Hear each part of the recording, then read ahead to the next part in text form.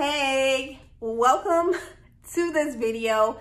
I hope you're having a good day because I am. I had 2 lattes today, so my caffeine level is through the roof once again.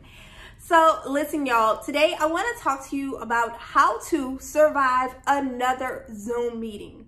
Now, we've had all of these back-to-back meetings on Zoom, on all of the other video conferencing platforms, because that is the safest way for us to operate as we move through this pandemic. And I've been hearing all the questions and all of the horror stories and all of the amazing stories. So I just wanted to hop on and share with you 4 practical tips on how to survive your next Zoom meeting. Now, for those of you who don't know me, my name is Jacqueline Twillie. I am president of a company called ZeroGap.co, and the company is based in downtown Dallas, Texas. I am also a latte lover, if you didn't catch that from the earlier part of the video. And I'm the best-selling author of 2 books. One of those books is sitting right behind me, Don't Leave Money on the Table. And I have a workbook too. It's called the Negotiation Workbook, which is a companion to that bestseller. And the other bestseller, which is my first book, is Navigating the Career Jungle, a guide for young professionals. But to be honest with you, when I look at some of the reviews from the book, it seems like people from all ages are really rocking with both books. All right. So now getting back to these 4 areas to survive a Zoom call. The first thing is, when you start your day, designate an area that's going to be your workspace. Yes, even if you're working from home, designate an area in your space where you're going to be working for that day. The reason why is you want to give your day some structure, and especially if you're going to be looking at the screen, and we're humans. We were not created to look at a screen all day. You want to kind of get your environment cozy, find a comfortable chair, a comfortable place. I love to sit by the window when I'm working from home. Well, when I'm working from the office, I also sit by a window because I love the natural sunlight. The point is, find a comfy space that you can designate as your workspace. This will force you to get out of your bed and actually move to an area. It's going to give your day some structure, and it's also going to force you, when it's time for you to get something to eat, to use the restroom, to move around, it's going to force you to get up, and you want to keep your body moving because it will help you get throughout your day. Now, tip number 2.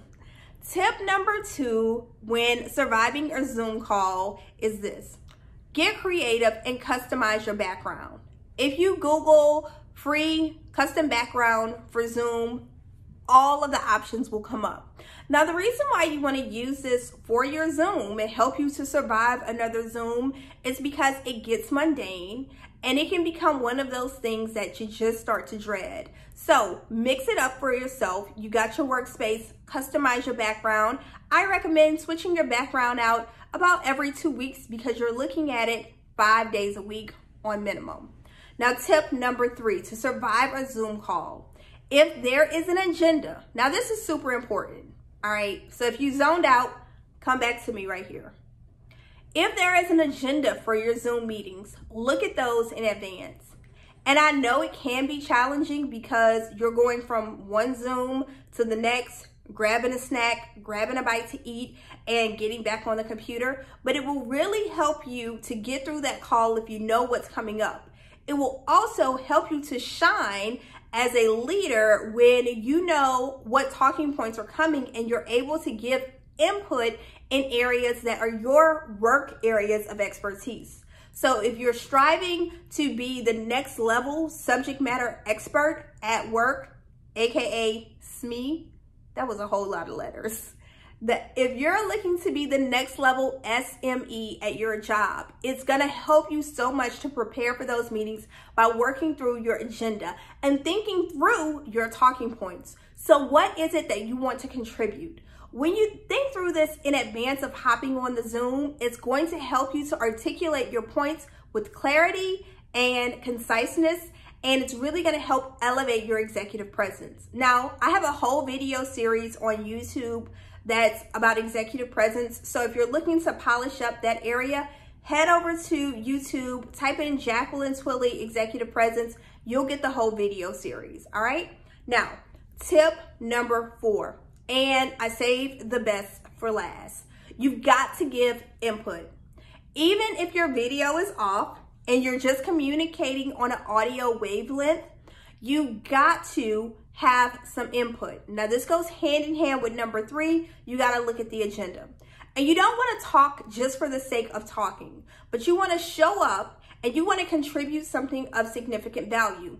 And guess what? It doesn't always have to be a statement. You can present a well thought out, open-ended question that can spark some dialogue to get people thinking. A well-positioned, open-ended question on a Zoom call can really help you shine, help showcase that you are a strategic thinker, and the number one skill that companies are looking for, they're looking for people to be strategic and creative, especially in this current environment. So those are a few tips to help you survive a Zoom call. I hope it helps. I want to hear from you. What are your experiences with Zoom? What are the things that are working really well for you?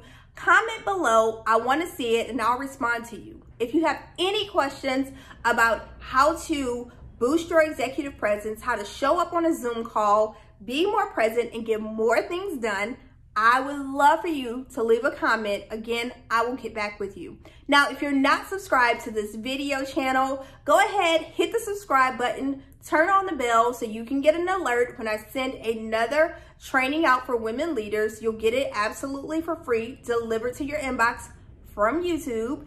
And in addition to that, give me a thumbs up, please. I love the thumbs up on YouTube. It's the only way I know y'all are rocking with this content, because otherwise I am just speaking into this camera. And while I love doing it, it would mean so much to me if I could hear your